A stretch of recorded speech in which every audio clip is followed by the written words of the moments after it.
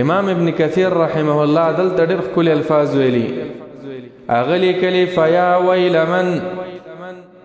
ابغضهم او سبهم، ای تباشه هغه کسانو چې صحابه کرامو سره بغض کوي، صحابه کرامو ته کنځلې کوي یا بعض صحابه کرامو ته کنځلې کوي، خاص کر هغه صحابه کرام چې هغه د نبی علیه السلام د اولني سفر ملګري وو، په سختو تنګو کې د نبی علیه السلام سره ولاړو، لکه سیدنا ابو بکر رضی الله عنه، خلیفه اعظم عمر ابن الخطاب، هغوی ته څوک کنځلې کوي، هغوی باندې څوک لعنتان وایي، تبا دي شي داسې خلک.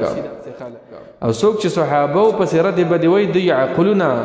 الټه شوي دي، بې عقله خلک دي، یو کمعقلي او یو بې عقلي چې الله وایي زه ترې راضي یم او ته ورته کنځلې کوې، نو په حقیقت کې ته د قرآن نه انکار کوې. بیا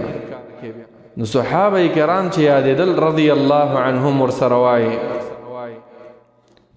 والسابقون الأولون من المهاجرين والأنصار والذين اتبعوهم بإحسان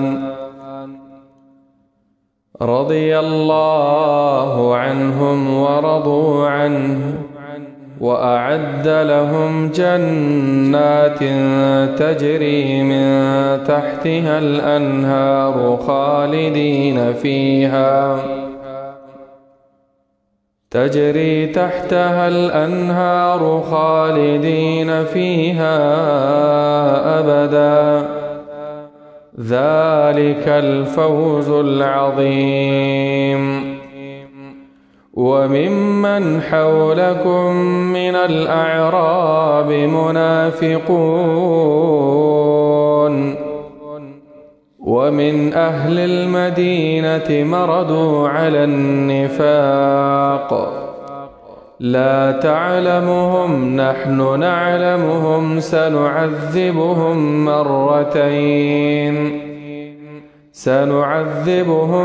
مرتين ثم يردون إلى عذاب عظيم.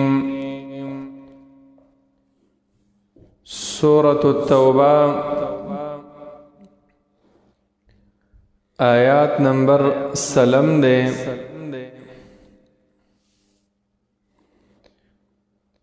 په مخکې آیاتونو کې د منافقانو ناکار صفات الله تعالی بیان کړل.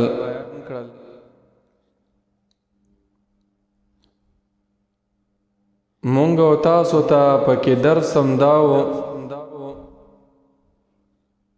چې مؤمن مسلمان به د منافق صفات هغه د ځان نه لرې کوي. اسلام صرف ظاهری اعمال دا ندی بلکې دنه دا زړه دا صفا کول په ایمان باندې په قرآن باندې. وس الله رب العالمین په دې آیات کې د صحابه کرامو کم چې د هغوی زړونه د ایمان لوښي وو د هغوی لوی شان بیانوي چې الله د دوی نه راضي دی. مخکې آیاتونو کې بیان شو یحلفون لکم لترضوا عنهم فإن ترضوا عنهم فإن الله لا يرضى عن القوم الفاسقين. د منافقانو نه الله ناراضه دی. اوس په دې آیاتونو کې الله ذکر کوي تقابل مقابله چې د ایمان والا صحابه کرام چې د هغوی نه الله د هغوی په ژوند کې راضي وو، اعلان کړو رب العالمین چې الله د دوی نه راضي دی.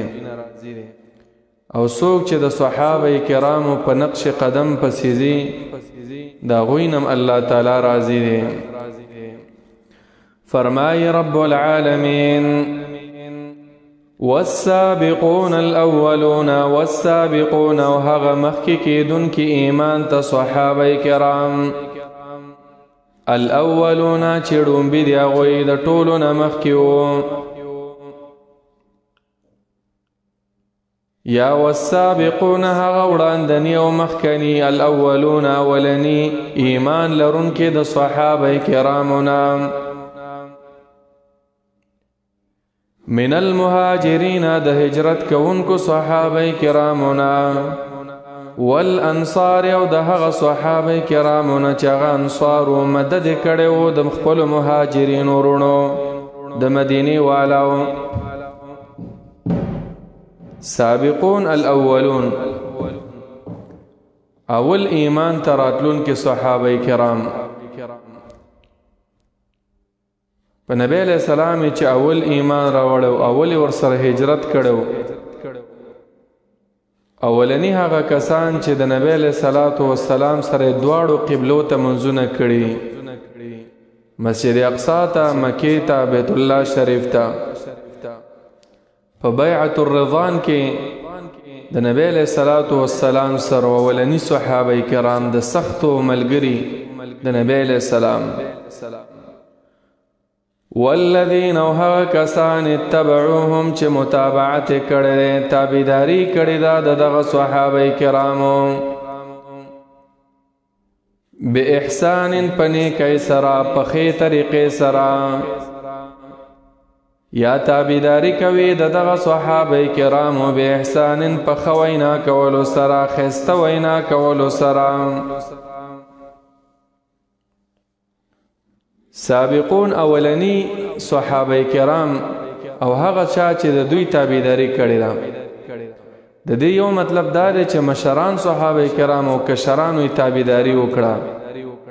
دویم مطلب دا دی چې ټول صحابه کرام سابقون دي اولنی مسلمانان په دې امت کې صحابه کرام د ایمان ته چې مخکې شوي او بیا رستو چې څومره کسان راځي لکه دا زمونږ په زمانه کې مونږ نه مخکې مونږ نه رستو او د صحابه کرامو په صحیح نقش قدم باندې ځي دا د صحابه کرامو متبعین دي نو څه بدلی دي د داسې خلکو دپاره چې اولني اسلام یې راوړی د دې صحابه کرامو نه او بیا د دې صحابه کرامو په نقش قدم باندې روان دي به احسان په خسته وینا سره په نیکی کې بدل دا رضی الله عنهم راضی شوه دی الله تعالی عنهم دغه صحابه کرامو نه او راضی دی رب العالمین د هغه چا نه هم چې څوک د صحابه کرامو په نقش قدم باندې روان دي الله ته راضی دی په قبلولو د طاعت سره چې کوم نیک اعمال کوي الله ته قبلوي دا د الله رضایت دی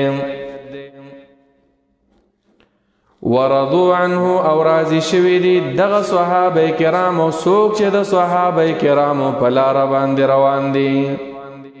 د چا نه راضی دي عنه د الله تعالی نه په ټولو نعمتونو باندې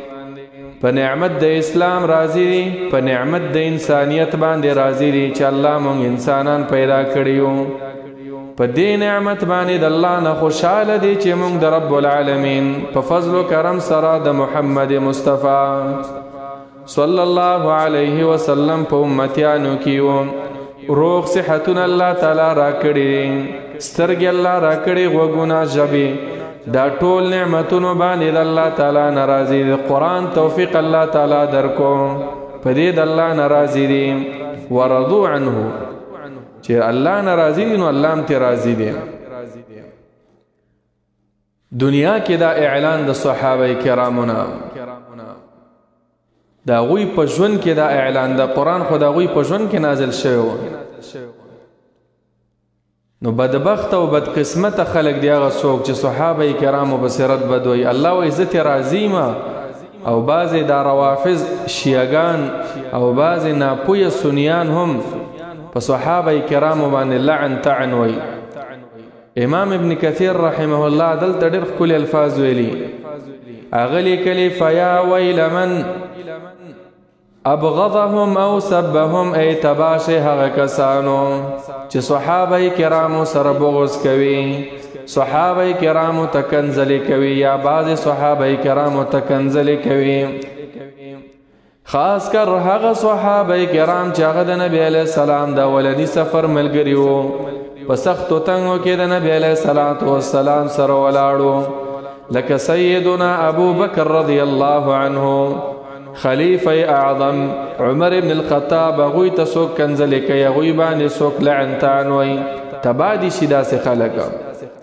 او څوک چې صحابه و پسې رد بدې وایي، دوی عقلونه الټه شوي دي، بې عقله خلک دي، یو کمعقلي او یو بې عقلي، چې الله وایي زه ترې راضي یم او ته ورته کنځلې کوې، نو په حقیقت کې ته د قرآن نه انکار کوې. بیا نو صحابه کرام چې یادېدل رضی الله عنهم ورسره وایي اتبعوهم باحسان، د احسان کې علماء لیکلي چې په ښایسته وینا کې صحابي نوم یادېږي او ته ورته دعا کې رضی الله عنهم وې، صحابه پسې به رد بد نه وې، صحابه دا دین راوړو دی مسلمانانو ته، ټولې دنیا ته ورسو، د هغوی په ژوند کې الله ور باندې د جنت زیری ورکړه. ګورې الله فرمایي وَأَعَدَّ لَهُمْ، تیار کړی دی الله تعالی د دغه صحابه کرامو دپاره، مخکې الله ذکر کړل من المهاجرین والانصار، هغه صحابه کرام چې د نبی علیه السلام سره د مکې نه مدینې ته هجرت کړی، او هغه صحابه کرام چې په مدینه کې د خپلو مهاجرینو وروڼو مدد کړی،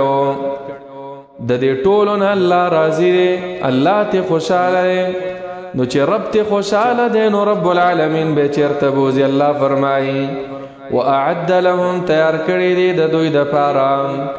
جنات، جنتونه تجري چې بهیږي به تحتها، لاندې د بنګلو او د نهرو، لاندې د بنګلو او د باغونو د هغې نه الانهارو، څلور قسمه نهرونه، څلور قسمه سیندونه، داسې ښکلې ښکلې بنګلې ورله رب العالمین تیارې کړي دي. قرآن کې تاسو وګورئ تجري چې کله راځي من تحتها الانهار راځي، په دې آیات کې الله من نه دی ذکر کړی، تحتها یې ذکر کړی، ډېر تاکید دی چې یقینا دا صحابه کرام جنت ته به ځي. خالدین، همیشه به وي دوی فیها په دې جنتونو کې، ابدا تل تر تلا. صرف صحابه کرام نه ګوره چې د صحابو په نقش قدم باندې څوک لاړ شي، هغې دپاره هم دا زیری دی چې صحابو سره د مینه وي، د صحابو په نقش قدم باندې روان وي، ستا دپاره هم بیا دا زیری دی.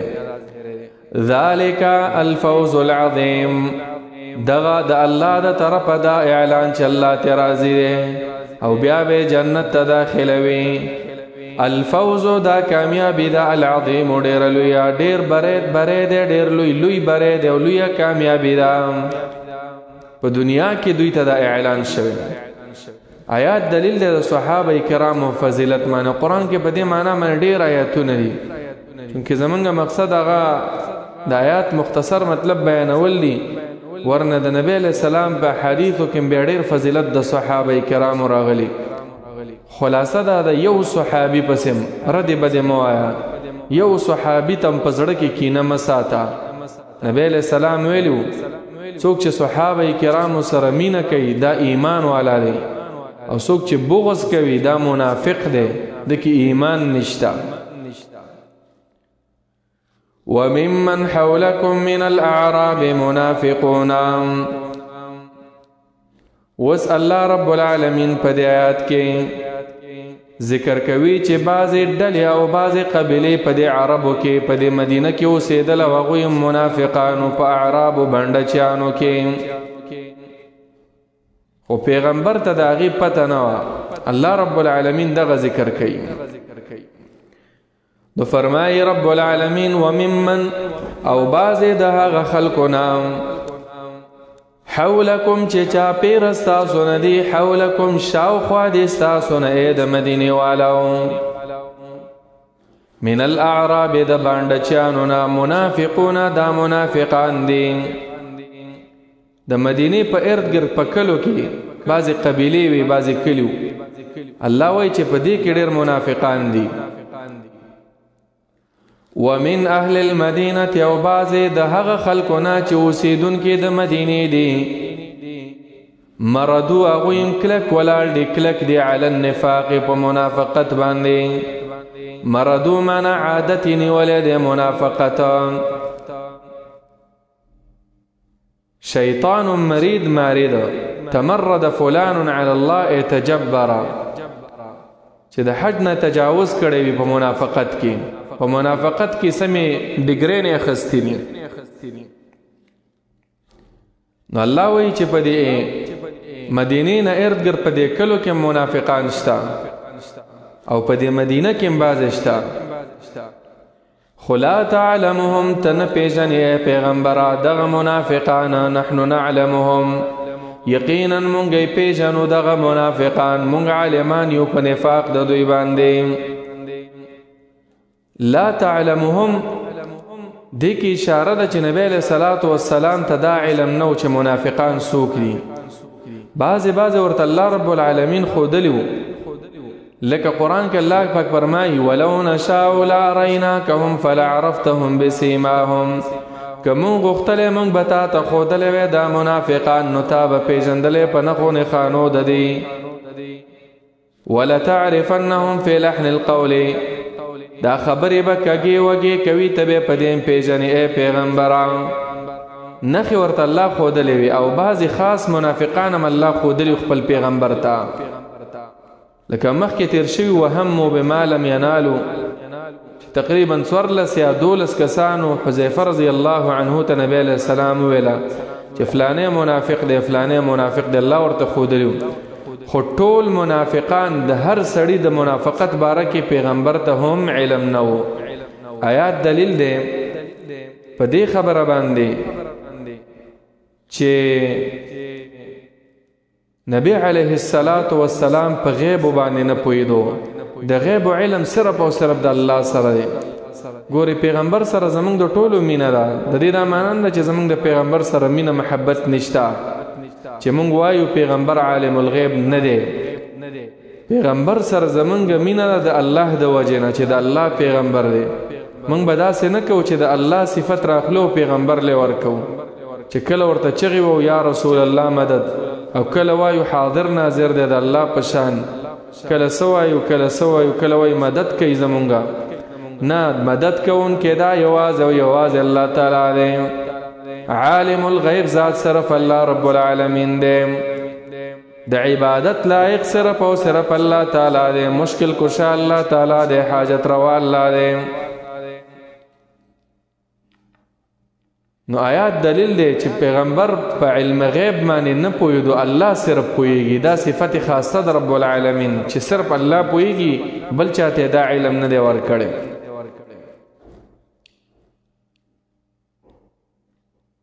دویم دی آیات نه دا مسلم ده چې د چا باره کې به داسې نه وی چې دا جنتی دی او دا جهنمی دی تا ته څه پته ده دا منافق دی او که دا نه دی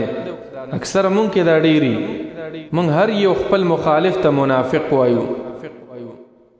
پیغمبر ته الله وایي چې ته منافقین نه پېژنې تا ته علم نشته مګر هغه چې الله ورته ښودلي نو مونږ ته د کوم ځای نه علم راغی دا ډېر جرأت دی عزیزانو چا ته به کافر هم نه وی چې کلمه چا ویله او مونځ یې کو روژې نیوله زکات دا ظاهري اسلام کې داخلو نور د زړونو معاملې د الله سره ده ته به په چا باندې د کفر فتوه نه لګې خاص کس او چا ته به منافق هم نه وی که به د دې علم د زړه دا د الله سره وي پیغمبر ته الله وایي چې لا تعلمهم تا ته هم پته نشته نو د 14مې صدۍ مسلمانانو ته څنګه پته ولګېده دې وجه نه عزیزانو د دې فتوو نه ډېر ځان لرې ساتل پکار دي چا ته مرتد ویل چا ته کافر ویل چا ته منافق ویل خاص یو کس ته داسې وایه چې دا عمل د منافقت دی داسې وایه چې دا عمل د کفر دی داسې وایه چې دا عمل د شرک دی داسې وایه چې دا عمل د ارتداد دی خو یو خاص کس چې دا عبدالله دی دا محمد دی دا زید دی دا عمر دی دا بکر دی دا غي په باره کې تر هغه وخت پورې د کفر فتوا مور کوا تر څو چې په هغې کې شپږ شروط نه وي راغلي علما هغه به ذکر کړي نو چا باره کې منافق مه ویوئ داسې ووایئ منافقت پکې دی چې چا دروغ ویله چا چغلخوري کوله داسې وایه ځکه دا منافقت اعمال دي الله وی د منافقانو بارک سنعذبهم مرتين زر دے چې عذاب باورکو مونږ د منافقانو ته مرتين دو ځل مراد په دې دنیا کې به الله تعالی عذاب ورکوي او بیا چې قبر ته لاړ شي په قبر کې به الله عذاب ورکوي امام مجاهد به فرمایل چې دو ځل مراد الله رب العالمین به عذاب ورکی په یو ځل باندې داسې چې دوی به بندیان شي په دویم ځل باندې داسې چې دوی به قتل شي دو قسمه سزاګانې په دې دنیا کې یا په ولګه باندې په دنیا کې او په عذاب قبر کې به ورته عذاب قبر بیا ملاوي بیا به په دیوم نخلاصېږي رب العالمین فرمایي ثم يردون بیا به بوتللی شي دا منافقان الى عذاب عظیم هغه عذاب ډېر لوی ته چې عذاب د آخرت دی په دنیا کې عذاب په قبر کې عذاب بیا به رب العالمین هغه لوی عذاب چې هغه د قیامت عذاب دی هغې ته به رب العالمین بیا بوځي منافق سړي دپاره سخته سزا آیات کې یره د منافقانو ته عزیزانو چې کله داسې آیتونه راتلل ځان ته متوجه کوئ نو به قرآن په سړي باندې اثر کوي چې ما کې خو به منافقانو صفات نه وي دروغ ما کې شته که نشته په دروغو قسمونه چغلخورینې وعده خلافي لوز ماتول د مسلمان په ترقی خفه کېدل د مسلمان په غم خوشحاله کېدل دا مخکې چې کوم صفات تیر شو بخل او کنجوسی مسلمانانو پسې پشیشا خبرې کول دا ټول منافقت دی نو دا د ځان نه لرې کول پکار دي الله فرمایي وآخرون اعترفوا بذنوبهم دا آیات الله رب العالمین د صحابه کرامو بارک نازل کړي چې د تبوک نه پاتې شوي او بیا راغلل ځانونه په مسجد نبوي کې په ستنو پسې وتړل او دای ویل تر سوچ زمونږ توبه نه وي قبول شوي نو موږ هم داسې تړلی شوي یو یا رسول الله صلی الله علیه وسلم موږ په خپله باندې پرانیستي نه یو دغسې روایت د عبدالله ابن عباس رضی الله عنه نه دی ابو لبابه په نوم باندې صحابي و او دغه ملګري و سستی د وجه نه پاتې شو چې نن زو سبا زو نو فورا توبې ویسته چې نبی علیه السلام راغی په مدینه مسجد ته رال او داسې وکړل نو الله د داسې خلکو باره کې بیا هم فرمایي وآخرون او بعض نور کسان دي هغه مؤمنان دي د ایمان والا دي اعترفوا چې اقرار یې کړی دی معنا قائلان شوي دي قائل شوي دي بذنوبهم په خپلو ګناهونو باندې ګناهونه مراد څه شی دی چې د پیغمبر نه دوی پاتې شو په غزوه تبوک کې تخلف عن تبوک غزوه تبوک خلطو اغوی ګډ کړي دي عملا صالحا نیک عمل چې هغه توبه او پښیمانی ده واخر او بل سیئا بد عمل بد اعمال او ښه اعمال دای ګډوډ کړي وو بد عمل دا چې د پیغمبر نه پاتې شو تبوک ته ور سره لا نړل او ښه عمل دا چې خپل غلطۍ ته غلطي ویلا راغلل توبه وست خپل پښیمانتیا ښکارا کړله نو الله فرمای عسى الله نزدې ده چې الله تعالی ان يتوب عليهم رجوع وکړي الله تعالی په دوی باندې په قبلولو د توبې سره یعنی توبه به قبول کړي الله تعالی د دوی نه عسى الله نزدې ده چې الله تعالی ان يتوب چې رجوع وکړي عليهم په دوی باندې په قبلولو د توبې سره ځکه د دوی په زړونو کې ایمان وو خو د سستۍ د وجې نه پاتې شو ان الله یقینا الله تعالی غفور بخون کې رحیم رحم کون کې الله ته چراغ له الله ته توبه وستا او زړه کې منافقت نو رب العالمین درته دا ګناه بیا بخیم حدیث بخاری شریف کې او دا آیات عام هم دی عزیزانو، صرف دا غي صحابه کرام مبارک نه دي، لکه عام مونږ او تاسو په دې وسنۍ زمانہ کې چې انسان نه مسلمان دې ګناه تکي، زمونږ نیک اعمال ان شاء الله شته، ګناهونه هم ډیر دي. نو مونږ له امیدي نه ده پکار چې بس وایو چې اسې به یو ځل جهنم لزو نو خپ ګناهونو کې ځان ډوب کو. نه، الله نه به امید ساتي، خو په خپلو ګناهونو باندې وجاړه الله ته. ندامت او پښیمانتیا ښکاره کنو الله به دې وبخي. یو ناشنا حدیث دی بخاری شریف کې چې نبی علیہ السلام فرمایي وای د شپې ما ته دوه کسان راغلل، اتانی اللیلة آتیانی فابتعثانی، زیرا پاسه ولم روانې کړم، وای زه یو ځای ته لاړم، یو خارو، دغه خار چې جوړو بلبن ذهب ولبن فضه، یوه خښته به د سرو زرو او یوه خښته د سپینو زرو. نو مونږ ته خلک را مخامخ شو، دا نیم طرف ډیر ښکلی او که احسن ما انت رائن، چې په دنیا کې داسې سړی تا نه ولیدلی، نیم بالکل په انسان چې نیم وي. وشطر كأقبح ما انت رائن، او دا نیم طرف ډیر بد شکله و، سړي ته یره کېدله. نو هغوی ته وویلی شو چې اذهبوا فقعوا في ذلك النهر، ورشئ دا کسان چې دی د سیند ته ور وغورځوئ. نو دغه سیند ته چې ور وغورځول نو چې راشي هغوی نه به بیا ښایسته شکلونه به ترې جوړ شي. نو بیا نبی علیہ الصلوۃ والسلام د دې خلکو باره کې تشریح کوله چې دا څوک چې نیم ښایسته او نیم بدرنګه. وی واما القوم الذين كانوا شطر منهم حسن وشطر منهم قبيح، دا هغه خلکو فانهم خلطوا عملا صالحا واخر سيئا، چې نیک اعمال سره بد اعمال یو ځای کړي خو توبې یې ویستې وي، الله ورته معاف کړل، په دغه نهر کې ولمبول بالکل صفا شو، بیا یې جنت ته بوځي. نو نا امیدي نه ده پکار، د الله سره تعلق جوړول پکار دي، په ګناه ژړا،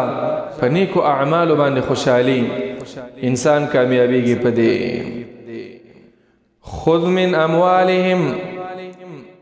صدقة تطهرهم وتزكيهم بها وصل عليهم إن صلاتك سكن لهم والله سميع عليم. په دې آیات کې الله رب العالمین ترغیب ورکوي توبې ورکولو ته، توبې کولو ته او صدقې ورکولو ته. او بیا په دې آیات کې دام درس دی چې پیغمبر دغه صحابه کرام چې توبې ویسته د دوی صدقه اوس قبلوه، الله اول منع کړو چې د دوی نه صدقات هم ماخله، وروسته به حکم راغی چې معاف شو، توبې قبول شو. نو رب لا یزال فرمای خذ من اموالهم، واخلا من اموالهم د بعض مالونو د دوینا، صدقه زکات او خیرات، د زکات مال هغه ته واخلا، تطهرهم چې خپا کړی ته پیغمبر دوی لرا، یا تطهرهم چې دا زکات پاک کی دوی لرا، په زکات سره پاکواله د مال راځي. حدیث کې راغلی انما هي اوساخ الناس، دا کومه حصہ د زکات چې تو باسه دا ګندګی ده، ستا د مال نه ګند وته مال د صفا شو، حدیث کې راغلی. او کدا ګند د خپل مال سره یو ځای کو، یعنی زکات دی نوې سو دا ټول مال بدن الله اخلي، دا ټول مال به تبا کی. مسند احمد کې روایت ده ما خالطت الزکات مالا الا اهلكته، دا زکات چې د کم مال سره پروتي چې پتا زکات فرض ده، مثلا 1 کروڑ روپۍ د سره دی 2.5 لک روپۍ زکات ده پکې، او تا دا 2.5 لک د خپل روپو سره یې خله و باسه نه،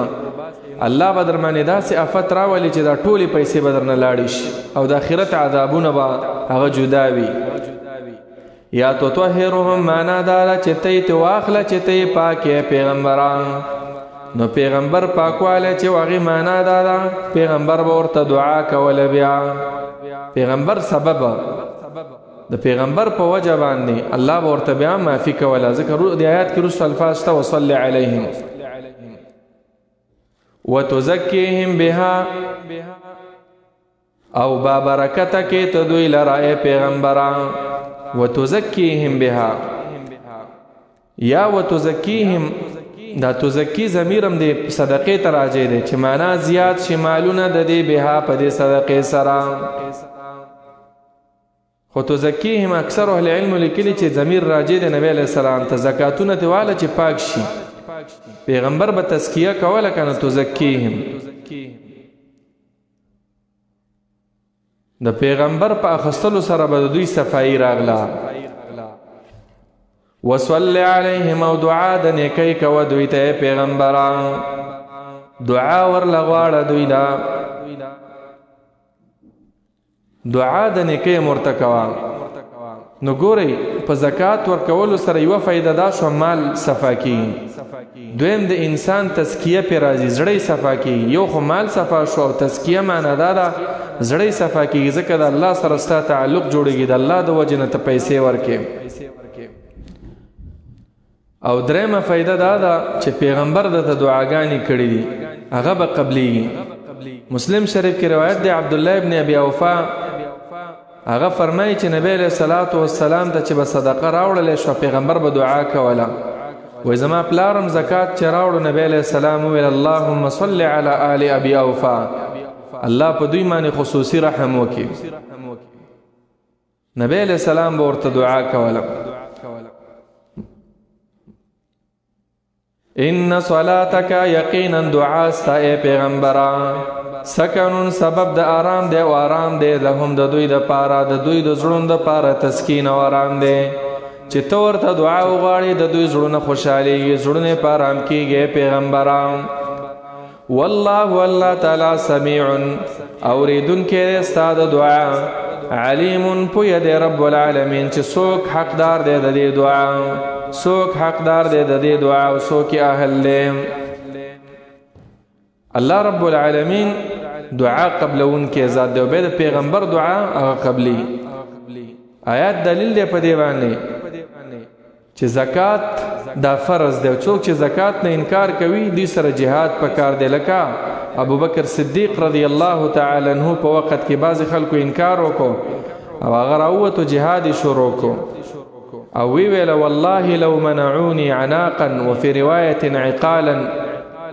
وای دوی که زمانه یو رسی یا یو وړوکی ورغمه یا د ګډې بچې زمانه منکې چې پیغمبر له ورکو مال نه راکې زکات کې لاقاتلنهم على منعه زبور سره جهاد کوم د زکات نه منکر دا چې دې سره به جهاد پکار دی که څوک نه ورکې حاکم د وخت به په زور اخلي ألم يعلموا أن الله هو يقبل التوبة عن عباده ويأخذ الصدقات فدي آیات کې الله رب العالمین واسترغیب ورکی توبه طرفتا او مغشان صدقی ورکولو طرفتا نو فرمای ألم يعلموا آیا نه پوهېدل دغه توبه وستون کې ان الله چې یقینا الله تعالی هو يقبل التوبه قبلوي توبه لرا عن عباده د خپل بندگانو نا اے چې څومره ګناهونه دې کړې دي خو چې رب العالمین تراشه او د خپل سترګونه د ندامت وخت توي کې رب العالمین درته ګناهونه بخي ولا يبالي حدیث کې راځي چې الله فرمایي یا ابن آدم لو بلغت ذنوبک اے د آدم بچیا کدا گناهونه دې د ازمکه خو پرېږده چې اسمان ته ور ورسېږي دومره د ازمکه پې ډکه شي د کنارې د اسمان ته ور ورسېږي او ثم اتیتنی بیا راشي زمانه بخنه غواړې ثم استغفرتنی غفرت لك ولا ابالي تا تستا گناهونه بخمو زما هیڅ پروا نشته داسې مهربان بادشاہ الله رب العالمین توبه قبلون کې ذات دی دویم ويأخذ الصدقات او اخلي صدقه يأخذوا معنا دا اخلي قبلوي رب العالمين صدقات او زکاتون استاسو وان الله يقينا الله تعالى هو التواب والله تعالى توبه قبل ان کے ذات دے الرحیم و رحم کو ان کے دے آیات کې دو قسم عبادتونه ذکر شو، یو عبادت مالی دی، یو عبادت بدنی دی. الله رب العالمین دا خپل ژبه استعمال کدا بدنی عبادت دی، توبه وباس الله درته توبه قبلوي. بیا خپل مال ورکانو دا مالی عبادت دی، زکاتونه ورکو رب العالمین درنه داوم قبلوي. ويأخذ الصدقات، الله صدقات نیسی کما یلیق بشأنه. حدیث کی تشریح راغلی دا، صحیح حدیث تے دا ابو هريره رضی اللہ تعالی عنہ چې نبی علیہ الصلوۃ والسلام فرمای ان الله يقبل الصدقه، الله صدقه قبلوي دی یو انسان، ويأخذها بيمينه، الله رب العالمین خپل لاس مبارک کې د غستاسو صدقې داګدي، فيربيها لأحدكم، زیاتوي رب العالمین او بیا تعالی زیات بدلی او زیات مال دل درکې. حتى ان اللقمه لتكون مثل احد، تر دې چې یو ډوډۍ یو نوړی یو کجوره دا به د الله په لار کې ورکړي او الله بدل د احد د غر عمر بدلی درکې. او هر چې دا سودونه دي حرام دي داغي برکات الله ختمي مخکې تیر شوی. يمحق الله الربا ويربي الصدقات. عبد الله بن مسعود روایت د ابو داود کې چې ان الصدقه تقع في يد الله قبل ان تقع في يد السائل. څوک چې انسان په اخلاص سره صدقه د الله د پاره ورکړي دا اول کما یلیق بشأنه الله ترسیږي، د الله لاسته مخکې د دینه چې تاسو هغه سائل لاسته ورسیږي ان الله تقبليږي. دا نو دلته الله ذکر وایي چې ويأخذ الصدقات، اخلي صدقه په معنا د قبلولو په معنا د اخستلو دواړو. وقل اعملوا فسيرى الله عملكم ورسوله والمؤمنون. دا آیات هم خطاب دے صحابه کرامو ته بیا ټول مؤمنانو ته. وقل ورته وایه پیغمبر اعملوا عمل کوي تاسو چې څن خوښوي. فسيرى الله، نظر دے چې ویني به رب العالمین عملکم عمل تاسو په مستقبل کې. الله خو وسمینی معنا دا چې الله به د ټولي دنیا ته خای، علم الشهود دی ته وای. الله ته وسم پته دا او بیا مو ته پته دا مخکې مرته پته. ورسوله، او رسول بم دا اعمال ویني تاسو. والمؤمنون، ټول مؤمنانو ته بم ښکارش تاسو دا اعمال، ټول اعمال به ښکار کیږي مؤمنانو ته هم. وستردون الى عالم الغیب، او زر دې چې بوبت للی شي تاسو او بګرځولې شي تاسو پر پورته کولو سره د قبرونو نه الى عالم الغیب، هغه ذات دې چې هغه پویا د عالم دې په پټو شیزونو باندې، والشهادت او په ښکارا شیزونو باندې هغه ذات تبستاسو ورتګوي. فینبئکم، نو خبر بدر کوي تاسو ته بما کنتم تعملون، په هغه عملونو چې وای تاسو کولم په دنیا کې. نو وقل اعملوا فسيرى الله عملكم، که عمل دې کړو ښه نتیجه به ویني. اهل علم لیکلي چې د دینه مراد په قیامت کې انسانانو ته بخپل اعمال ښکاری. تشریح په نور آیتونو کې راغلي. اوس خو اعمال پټ دي، خو وروسته به پته لګي د دې زړونو د دې نیتونو د دې پټو اعمالو. یومئذ تعرضون لا تخفى منکم خافیه. سورة الحاقه کې الله فرمایي یوم تبل السرائر، هغه ورځ د چې پټ پټ شیزونه به پکې راښکاره شي. وحصل ما فی الصدور، په زړونو کې چې کوم نیتونه دي هغه به راښکاره شي. نو اعملوا فسيرى الله عملكم ورسوله. نو کوشش دا پکار دی چې انسان نیک اعمال کوي، هسې نه په بدو اعمالو کې چېرته مرګ ولا راشي. وآخرون مرجون لأمر الله إما يعذبهم وإما يتوب عليهم والله عليم حكيم. فدیات کې الله رب العالمین غدرین قسم صحابه کرام دا غوی واقعا بیان کړی دا چې هغه پاتې شوي و غدرې کسان ورستو براشي چې یو کعب ابن مالک او بل هلال ابن امیه او بل مراره ابن ربیع درې صحابه کرامو. هغوی د تبوک نه پاتې شو چې ننزو سبازو بس استپاتې شو. خدا نور صحابه کرام خورال عذر هم پیش کو او پستنو پسې ځان هم وتړو او دوی به بغیر د عذر نه به پاتې شو، عذر کې تأخیر وکړو. نو الله تعالی د دوی توبه بیا قبول کړه، خو 50 ورځې وروسته د دوی هم به توبه قبول شوه. ولی په زړونو کې د دوی منافقت نه و، ایمان و د صحابه کرامو. و آخرون او نور کسان چې دي چې پاتې شوي و د دغه پاتې شونکو خلکو نه د غزوه تبوک نه مرجونا رسته کړی شوي دي، معنا د توبې د قبولیت نه.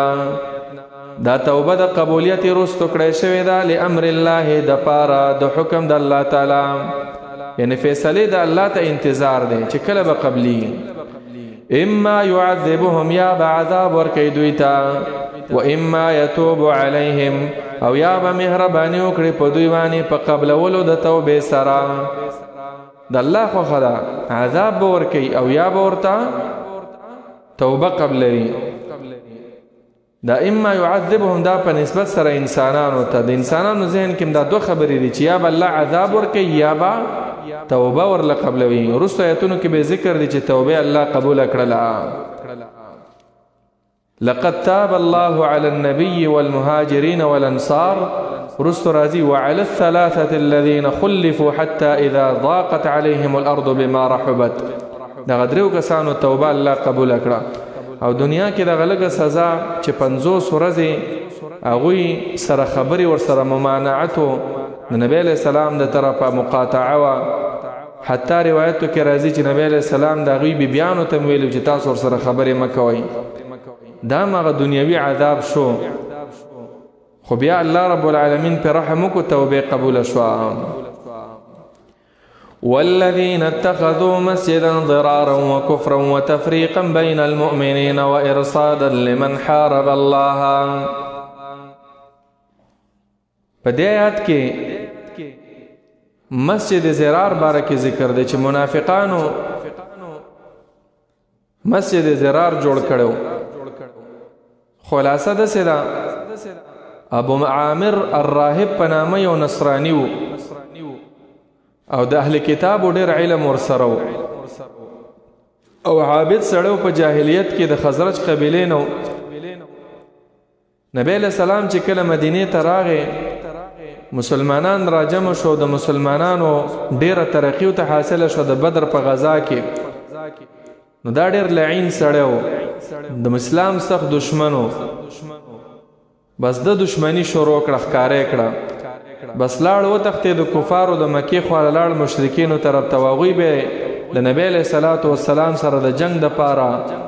را پارول. نو بیا داسې وشو چې د احد په غزا کې دوی راغلل، مشرکان ډېرې ډلې ورسره وي، مسلمانانو باندې لږ امتحانات راغلل او دا فاسق دا فاجر سړی په خپله به کندې ویستلې وې په دې احد کې. نبی علیہ الصلوۃ والسلام په یوه کنده کې داسې خویم شو، بیا نبی علیہ السلام زخمیم شو او دا رباعي غاښونه د نبی علیہ السلام ولګېدل. نو د هغې نه وروستو نبی علیہ الصلوۃ والسلام بیا هم دته د اسلام دعوت ورکو چې اسلام راوړي، خو د اسلام قبول نکو او لاړ د روم ته وتښتېدو، د هرقل بادشاه خواله لاړو او هلته د هغه نه مدد غوښتل شروع کړل چې موږ به لاړ شو په نبی علیہ السلام به حمله وکړو. نو هغه ورسره ومنله. د هغه ځای نه پټ په پټه جاسوسان راولېږل مدینې ته. په مدینه کې خو منافقینو دته معلوم وو او د مسجد قبا په خوا کې اوسېدل چې دلته تاسو داسې چل وکئ، یو سنټر جوړ کئ چې مونږ د دغه ځای نه بیا حمله کولی شو. مورچۍ زمونږ الله ځکه وایي و ارصادا لمن حارب الله. منافقانو زر زر جماعت جوړ کو نبی علیہ الصلوۃ والسلام په هغه وخت کې تیارې کو تبوک ته تو او دوی رال نبی علیہ السلام ته ویل چې تل تمونځ وکا دا جماعت چې موږ جوړ کړی دی لپاره چې دا بوډاګان دي کمزوري خلک دي دا مسجد نبوي ته نشي تللی او مسجد قباء لري دي منافقانو دروغ ویلا نبی علیہ السلام ورته ویل ان علی سفر ولکن اذا رجعنا ان شاء الله موږ سفر تیارېږي خو چې واپس شو بیا به ګورو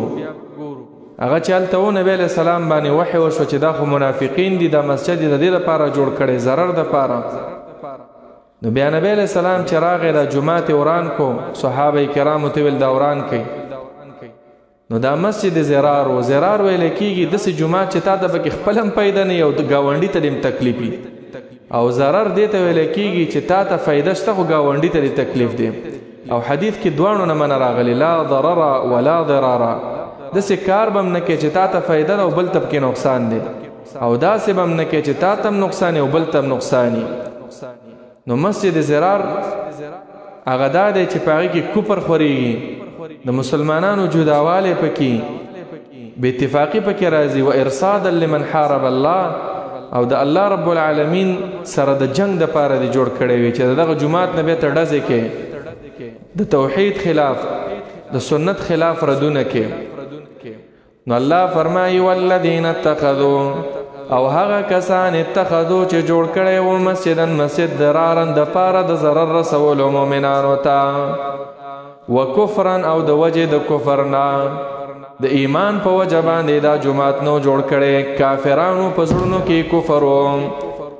وتفریقا او د وجه د جدای او د بلتونه چولونه بین المؤمنین په منځ د مؤمنانو کې وتفریقا د وجه د بلتون اچولونه د وجه د جدای را وستلونه بین المؤمنین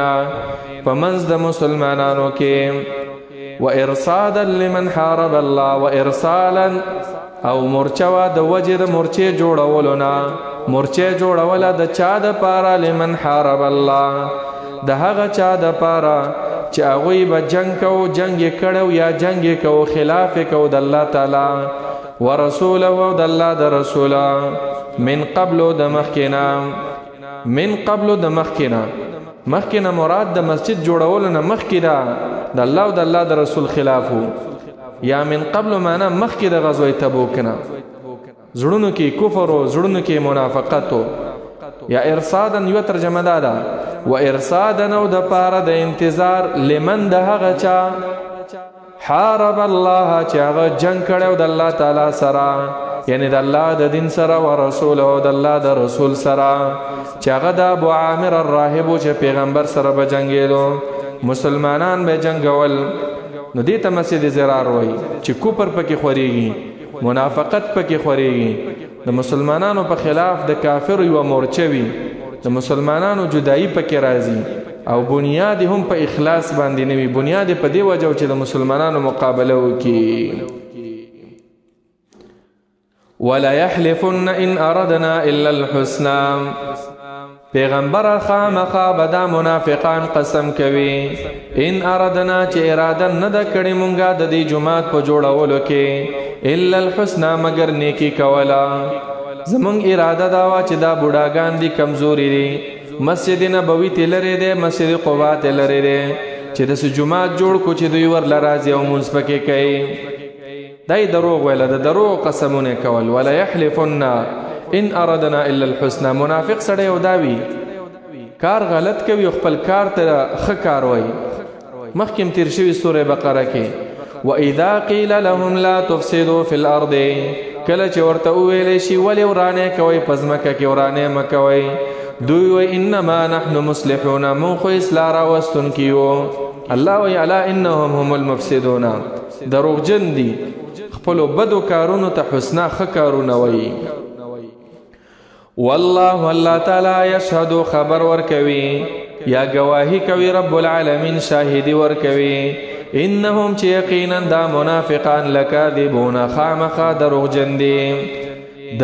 دي دا منافقان نو الله فرمای لا تقم فيه ابدا لا تقم مودرګه پیغمبر ته فيه پدې جماعت کې ابدا هیڅ کله پکې مو ودرېږه. مسجد زرار چې و چې د مسلمانانو د تفریقې او د جدایي دپاره جوړ شوی و، د اسلام د مقابلې دپاره جوړ شوی، نو قرآن فتوا ده په دې کې به مونځ نه کې، لا تقم فیه ابدا،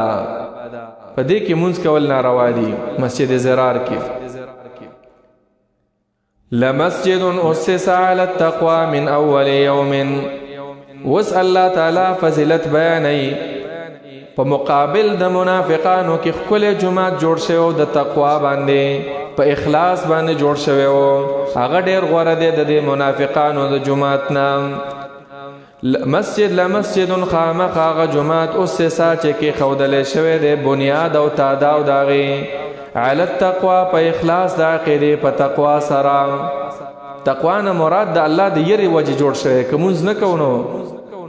الله به مراونیسی، او د زړه اخلاص ته تقوا وای چې د قرآن او د سنت نشر اشاعت کی. من اول یوم، د اول ورځنا، اول یوم نه مراد نبی علیہ السلام چې کله هجرت کو اولم دغه قباء مسجد خخته کې خودا د هجرت په اول ورځ، بنا بر قول ارجح علما ویل دی جمعات نه یا مسجد نبوي مراد دی یا مسجد قباء، خو صحیح احادیث کې راغلي چې دا مسجد قباء دی. مسجد قباء چې نبی علیہ السلام لراغه په دغه ځای کې لک شانتي دمه نبی علیہ الصلوۃ والسلام واچولا او دلته دغه جمعات جوړ کو، او دغه جمعات ډیر فضیلت هم دی. نبی علیہ السلام فرمایي صلات فی مسجد قباء کعمره، سړی چې 2 رکعات مونږ په مسجد قباء کې کوي دومره اجر کیږي لکه د عمره. او نبی علیہ السلام په خپل امراتو کان یزور مسجد قباء راکبا وماشیا، پیدل بمراتو په سورلۍ بمراتو. اول چې نبی علیہ السلام هجرت کو او بني عمرو ابن عوف خال راغی، نو همدغلته نبی علیہ السلام دا جماعت جوړ کو. نو الله رب العالمین فرمای من اول یوم، دا اول ورځ نه د هجرت په اول ورځ باندې عمر ابن الخطاب دا د هجرت تاریخ د دې ورځ نه شروع کړي. اول یوم،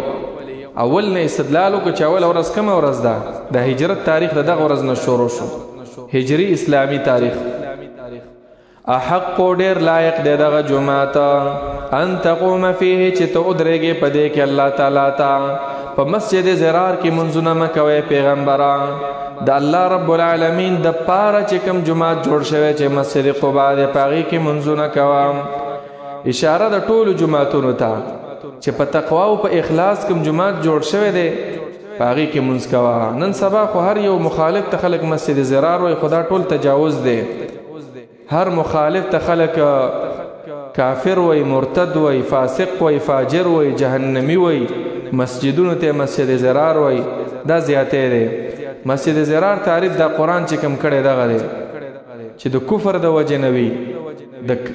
د مسلمانانو په خلاف چې کوم هغه خلک چې کافران وي، د الله او د الله د رسول سره جنگيږي، دا غوي د پاره مورچوي، د مسلمانانو منځ کې تفریقه راولي او اخلاص په بنیاد نوی جوړ شوی، دغه مسجد زرار دی. اګه ارجمات وي فيه رجال، په دې مسجد قباء کې د دې په خوا کې څه خلک دي، نارینه سړي دي، یحبون دوی خوښوي ان یتطهروا چې ښه پاک وساتي ځانونه، خپل ځانونه پاک وساتي د ګناهونو نه، ځانونه پاک وساتي د ظاهري نجاستونو نه. والله الله تعالی يحب المطهرين، الله تعالی مینا کوي خوښوي المطهرین، ځان پاکونکي خلک. د دې آیات چې نازل شو نبی علیہ الصلوۃ والسلام راغی د صحابه قباء والاونه ته پوښتنه کو چې الله تاسو صفت کړی دی، تاسو کې کوم صفت دی چې د الله خوښي؟ هغه ورته ویل چې مونږ کله قضای حاجت ته لاړ شو مونږ استنجا په اوبو باندې کوو. عام په عربو کې رواج دا لوټه ګټه دا و، په لوټه و په ګټه باندې په دې استنجا کې جائز ده، خو غوړه دا چې انسان په اوبو باندې ځان صفا کړي. حدیث کې هم دغه شان راغلی فما هذا الطهور الذي تطهرون به، نبی علیہ السلام ته تپوسو کوم، صحیح احمد کې دا روایت ده. فقالوا يا رسول الله ما نعلم شيئا الا انه كان لنا جيران، زمونږ وندیانو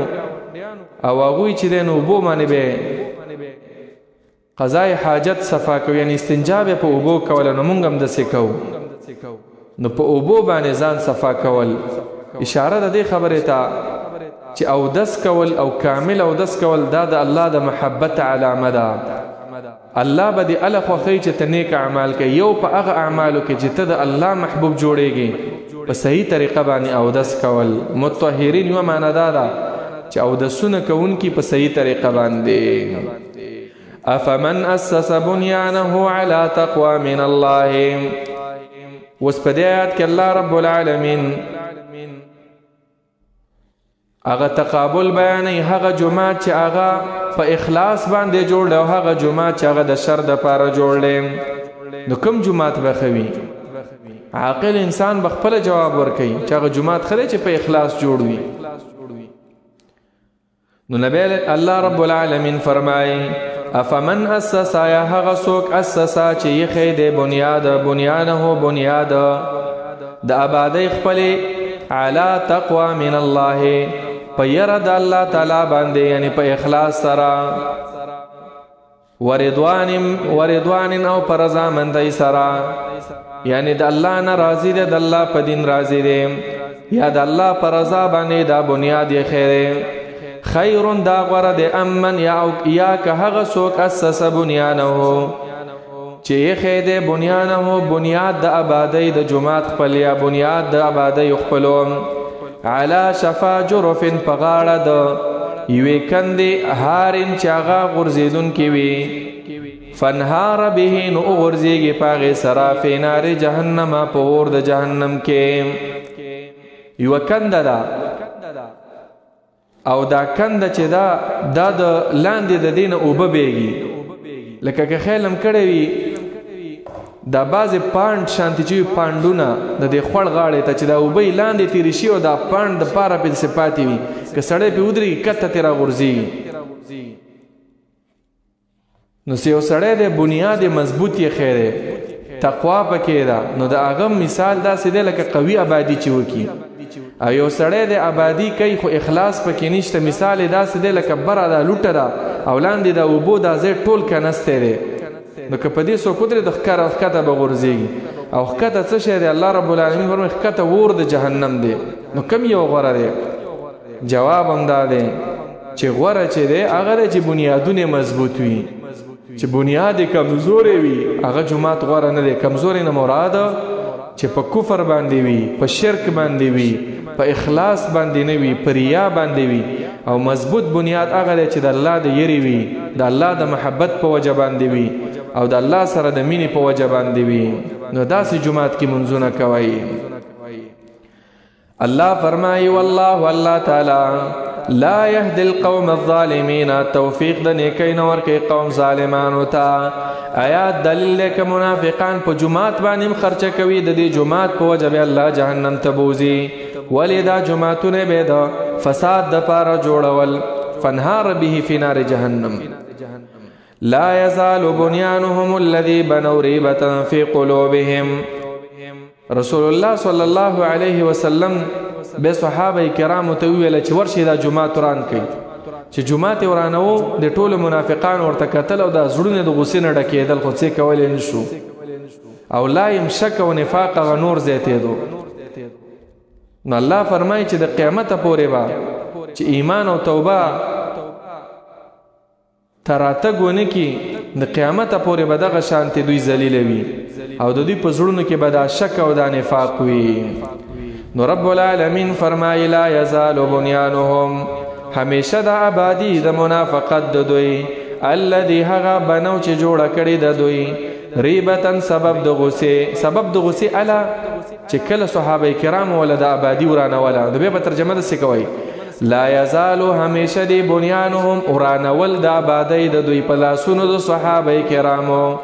الذي هغه آبادی بنو چې دوی جوړه کړې وه ولی ورانول ریبتن سبب د غصې و غصه و پزړونو کې خوسۍ کولی نه شو.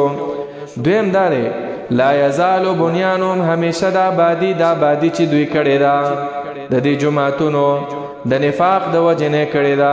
ماڼۍ جوړې کړي بلډینګونه جوړ کړي الذي هغه بنو چې جوړې کړي دي دوی ریبتن سبب د شک او د نفاق دی فی قلوبهم پزړونو د دوی کې کم وخت پورې الا ان تقطع الا په معنا د اله سره تر هغه وخت پورې تقطع قلوبهم چې ټوټه ټوټه شي زړونه د دوی ټوټه ټوټه شي معنا دا ده چې مړ شي د مرګ پورې به د دوی په زړونو کې دا نفاق وي والله الله تعالی علیم پوی ذات دی حکیم حکمت والا دی رب العالمین علیم پوی دی د اعمالو د مخلوق باندې حکیم حکمت والا دی چې رب العالمین خپل مخالفین ته سزا نه را لګي دي کې د الله خپل رازونه دي خپل حکمتونه دي خلاصه دا شولا چې د منافقانو صفت داو چې جماعت به جوړو په اخلاص سره نه مؤمنان چې کوم دی هغوی په اخلاص سره عمل کوي اولنې جماعت مسجد قباء په اخلاص سره جوړ شوی الله رب العالمین موږ او تاسو ټول کې د صحابه کرامو صفات پیدا کړي او رب العالمین دې زمونږ او تاسو نه د منافقانو د ناکاره صفات دا لري کی آمین یا رب العالمین وصلى الله تعالى على خير خلقه محمد وعلى آله وصحبه أجمعين